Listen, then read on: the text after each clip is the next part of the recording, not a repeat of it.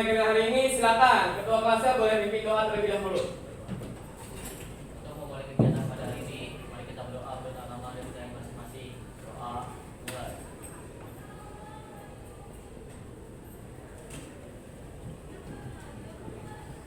Doa selesai. Ucapan salam. Assalamualaikum warahmatullahi wabarakatuh. Oke, baik. Bismillahirrahmanirrahim. Waalaikumsalam warahmatullahi wabarakatuh. Selamat pagi semua. Pagi luar biasa. Oke, apa kabar hari ini? Alhamdulillah luar biasa. Oke, sebelum saya memulai kegiatan hari ini, saya ingin mengabsensi kalian terlebih dahulu. Abdurrahman, Hadir, Pak. Ahmad Fauzi, Alfa, Hadir, Pak. sebelum saya memulai materi hari ini, masih inget nggak terakhir agenda kita itu kemarin ngapain tuh, ya? Yang kita praktek. Masih inget nggak materinya tentang apa? Kemudian apa saja yang dilakukan, ya? Penemuan apa, praktek apa yang kalian lakukan, dan apa yang kalian dapatkan di minggu lalu? Siapa yang ingin merefleksi kegiatan minggu lalu atau mengingat-ingat kegiatan minggu lalu? Silahkan. Saya Pak. Natanir, silakan. Jadi kemarin kita itu melakukan praktek berupa tahap-tahap atau prosedur merangkai gerak tali Pak. Yang pertama dari eksplorasi, kita memperhatikan kegiatan sehari-hari seseorang atau memperhatikan suatu tarian. Lalu kita melakukan improvisasi di mana kita menambahkan unsur-unsur lainnya. Terus yang ketiga ada juga evaluasi. Kita melihat satu sama lain, kan kita kemarin satu orang itu melakukan 2 kali 4 gerakan tadi. Mengeksplor gerakan, mencari gerakan. Terus masing-masing dari kita memisahkan mana yang bagus, mana yang tidak. Terus yang terakhir kita komposisikan, di mana kita menggabungkan semuanya. Habis itu kita praktek di depan dan kita menjelaskan tentang unsur apa yang dipakai, konsepnya apa, terus ruang geraknya bebas atau terbatas. Oke, baik, good. Ternyata masih ingat, tepuk tangan buat kalian. Nah, tujuan pembelajaran kita. Nah, setelah melihat materi melalui PowerPoint nanti, ya, peserta didik dapat menganalisis gerak tarik kreasi berdasarkan fungsi, ya, kemudian teknik, bentuk, jenis, iringan dengan baik. Nanti tujuan pembelajaran kita akan membuat seperti ini, ya. Jadi setelah melihat materinya, ya. Oh, baik, sorry.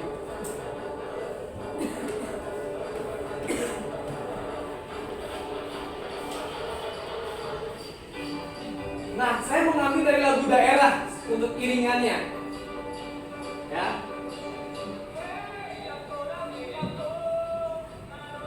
Dari lagu tersebut dimainkan dengan gitar, ya, dengan pukulan akustik ritmis, dengan gendang, dengan rebana dan sebagainya.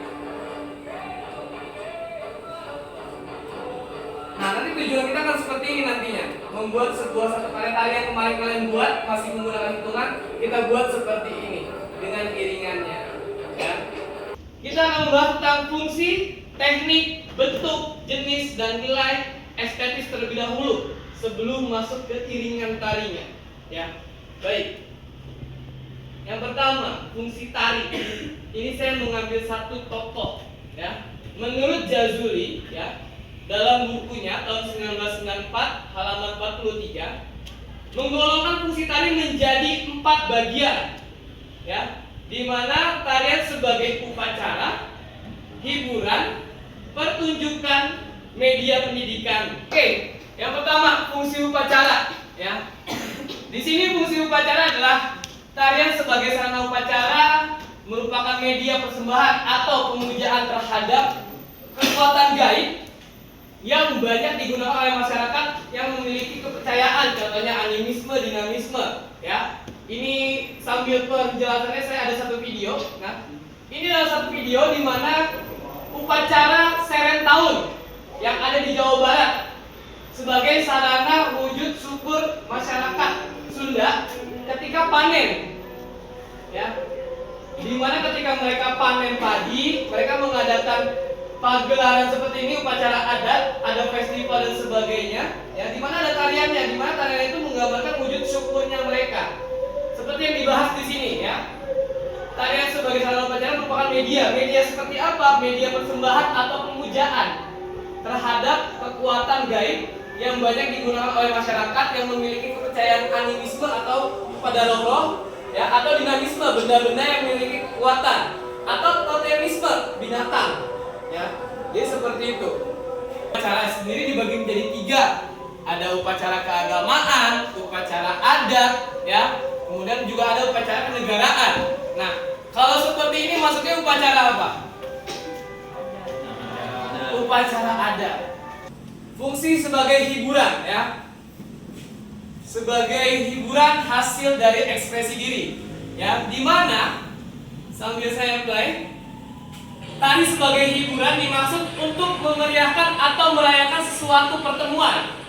Ya, misalkan ada acara apa, misalkan penyambutan, pertemuan, ya. Kemudian acara pembukaan acara, ya, dan sebagainya. Tarian disajikan, dititik beratkan bukan kepada indahnya geraknya, tapi melainkan pada segi hiburannya saja. Ya. Bahkan kalian sebagai penonton bisa ikut serta dalam tarian tersebut. Ya. Contohnya tari Jaipong, ya. Tarian yang di depan ini, ya, tari Bajidor Kahot. Ini mereka ditarikan untuk menghibur siapa? Menghibur masyarakat yang menonton pertunjukan tersebut atau penampilan tersebut. Tari sebagai pertunjukan yaitu tarian yang bertujuan untuk memberikan pengalaman estetis kepada penontonnya. Ya. Tarian ini disajikan agar dapat memperoleh tanggapan apresiasi sebagai suatu hasil seni yang dapat memberikan kepuasan kepada sebagai sesuatu hasil seni yang didapati untuk memberikan kepuasan kepada mata dan hati penontonnya. Nah, ketika kalian menyaksikan pertunjukan tersebut, kalian merasa puas dengan penampilan tersebut, ya kan? Kalian merasa nyaman. Nah, disitulah tujuan dari pertunjukan tersebut tercapai. Ya. Tari sebagai seni pertunjukan memerlukan pengamatan yang lebih serius daripada sekedar untuk hiburan. Nah, ini bedanya di sini, ya. Untuk itu tari yang tergolong sebagai pertunjukan atau tontonan adalah tergolong performance. Karena pertunjukan tari lebih mengutamakan bobot nilainya, ya, bobot nilai seni daripada tujuan lainnya. Kalau tadi kan tari hiburan hanya untuk menghibur, ya, jadi seperti itu. Dari tadi contoh mengenai upacara, kemudian hiburan, pertunjukan, ini terangkum lagi menjadi satu fungsi, yaitu sebagai fungsi pendidikan, ya. Fungsi media pendidikan. Kenapa sebagai fungsi media pendidikan? Karena tari sebagai media pendidikan yaitu tari yang bersifat untuk mengembangkan kepekaan estetis melalui kegiatan berapresiasi dan pengalaman berkarya kreatif. Ya, mungkin dari fungsi yang tadi saya bilang upacara, ya, dari situ kalian tahu, oh, kalian mengapresiasi karena pertunjukan ini untuk upacara, nambah wawasan buat kalian, nambah pengalaman, ya kan, dan kalian bisa melestarikan nantinya. Itu fungsi pendidikannya di situ. Di sini saya lebih membahas tentang bentuk dan jenis tariannya, ya, dibagi menjadi 3. Ada tari rakyat, tari klasik, dan terakhir tari kreasi baru. Untuk bentuk dan jenisnya. Baik, untuk tari rakyat, tarian yang berkembang di lingkungan masyarakat lokal, hidup dan berkembang secara turun-temurun di masyarakat tersebut, di komunitas lokal tersebut. Nah, biasanya tari rakyat ini yang bisa dikembangkan, yang kalian kembangkan kemarin, dijadikan sebuah tari kreasi kalian. Kemarin kalian mengambil dari tari apa? Rakyat. Kenapa tari rakyat? Karena tariannya tidak baku, ya. Gerakannya bisa dikembangkan. Nah, yang kedua ada tari klasik, di mana tarian yang berkembang di keraton memiliki pakem-pakem tertentu dan nilai-nilai estetis yang tinggi, ya. Contohnya, misal kalau di Sunda ada tari Kandagan, kalau di Jogja, di Keraton Jogja itu ada tari Bedaya, ya. Tulisannya Bedaya tapi dibacanya Bedoyo, ya. Tarian-tarian tersebut tidak bisa ditarikan sembarangan, apalagi kalau dikreasikan, nggak bisa, gerakannya baku. Makanya ketika kemarin kalian praktik, kalian tidak mengembangkan dari tari klasik, tapi dikembangkan dari tari rakyat. Jadi seperti itu. Paham sampai di sini? Paham. Oke, yang terakhir ada tari kreasi baru, di mana tarian yang dikembangkan sesuai dengan perkembangan zaman, ya. Namun pada dasarnya tidak menghilangkan nilai-nilai tradisi itu sendiri. Nah, tari kreasi baru ini yang tadi saya bilang berkaitan dari pengembangan dari tari apa? Tari rakyat tersebut. Nilai estetis dalam sebuah tarian. Perhatikan di sini. Ini yang biasa jadi penilaian ketika ada lomba-lomba. Mungkin kalian sering dengar yang namanya wirama, wirasa, dan wiraga. Keterampilan menari, hafal gerak, ya, kemudian ketuntasan gerak dan keindahan geraknya dari geraknya tersebut, ya. Kemudian ada wirasa, ekspresi yang tadi disampaikan oleh Dapa, benar. Ekspresi yang ditampilkan oleh penarinya, kejiwaannya, ya. Ketika mereka menari, ya. Misalkan tariannya bahagia, ya, kan nggak mungkin menampilkannya dengan muka sedih. Misalkan dalam tarian seperti ini bahagia, tapi mukanya melas. Ya. Atau gerakannya gagah marah, misalkan berjalan, gagah marah, ya. Tapi cengenges gerakannya. Nggak mungkin. Ya, jadi seperti itu. Berikutnya terakhir ada wirama, di mana kesesuaian atau keserasian gerak dengan irama, ya, kemudian dengan tempo, ya, dan sebagainya, ketukannya. Nah, ini ada satu contoh sebuah tarian yang dimana meliputi itu semua, ya. Contohnya seperti ini. Aspek yang pertama wirama, ya.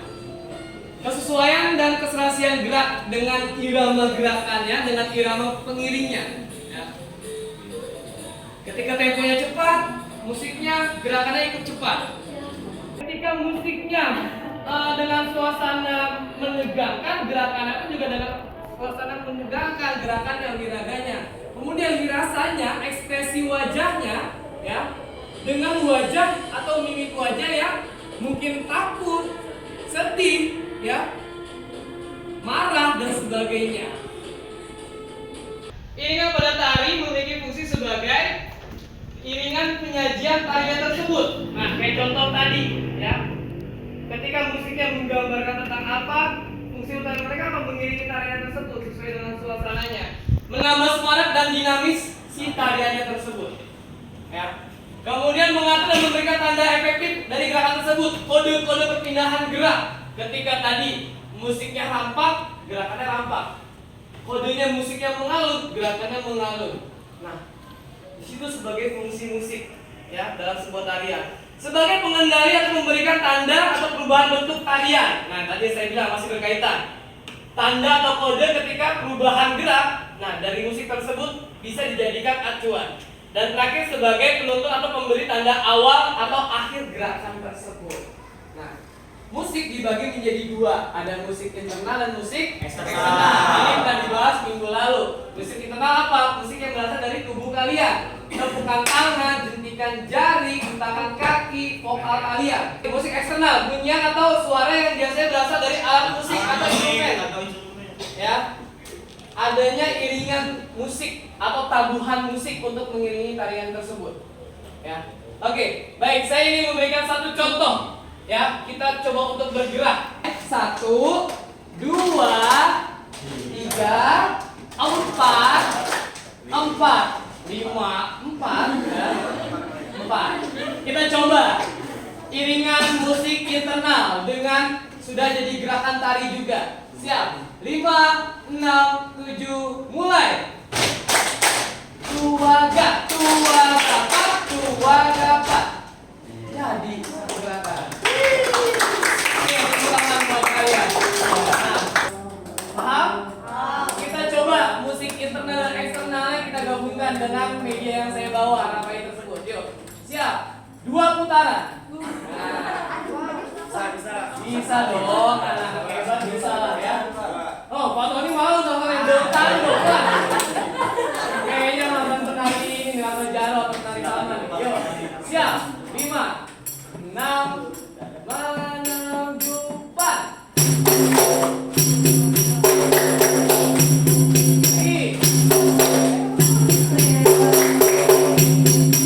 Good. Tepuk tangan buat kalian. Itu salah satu contoh kecil. Ya. Salah satu contoh kecil di mana lagi ketagihan.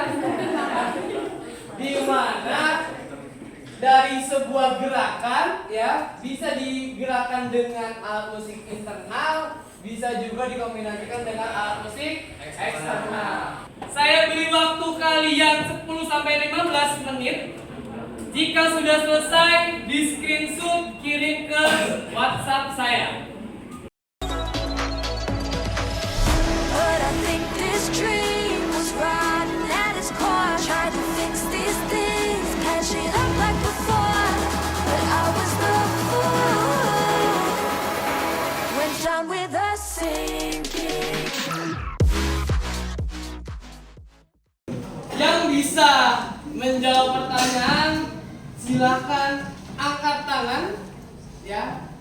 Angkat tangan, sebutkan nama timnya sebangku siapa-siapa saja dan apa jawabannya. Dieja, ya, dieja. Peraturannya gini, saya hitung 1, 2, 3 baru angkat. Oke, nomor 5.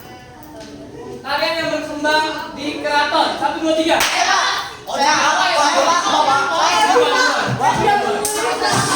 Siva sama siapa? Siva dengan Tria. Jawabannya klasik. Jawabannya apa? Klasik. Klasik. Kita coba. L. A.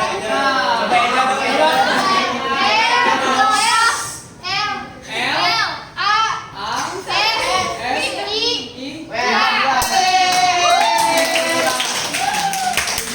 Dari pembelajaran yang hari ini saya berikan, ya, yang saya jelaskan tadi mengenai tentang fungsi, ya, kemudian tentang bentuk dan jenis, lalu tadi juga ada tentang iringan musik itu seperti apa, ya, apa yang dapat kalian tarik kesimpulan dan bisa kalian maknai untuk pembelajaran hari ini.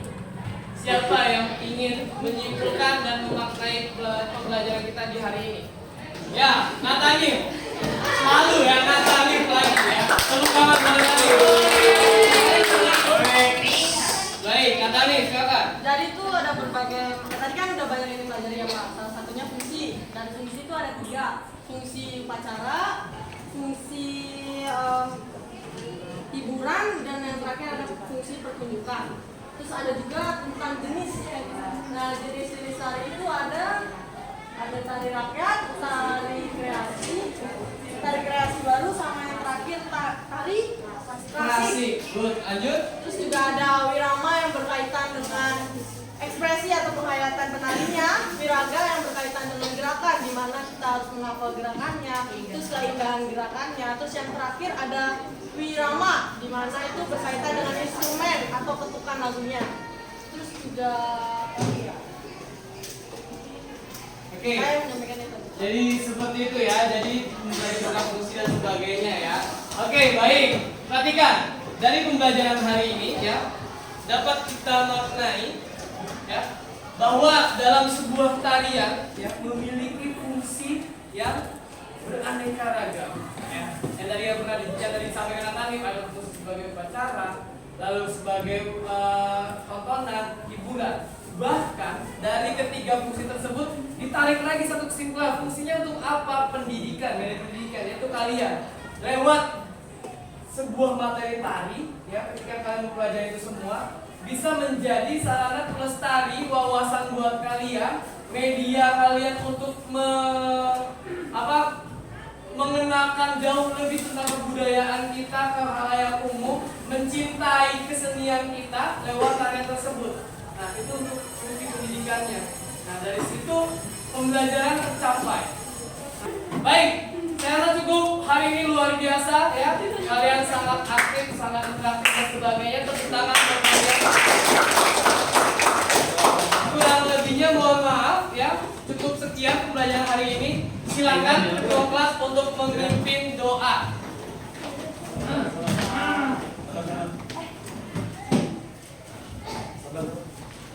Siap.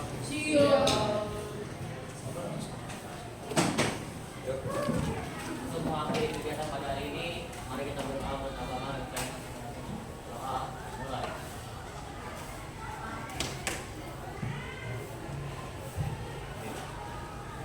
Selesai. Salam.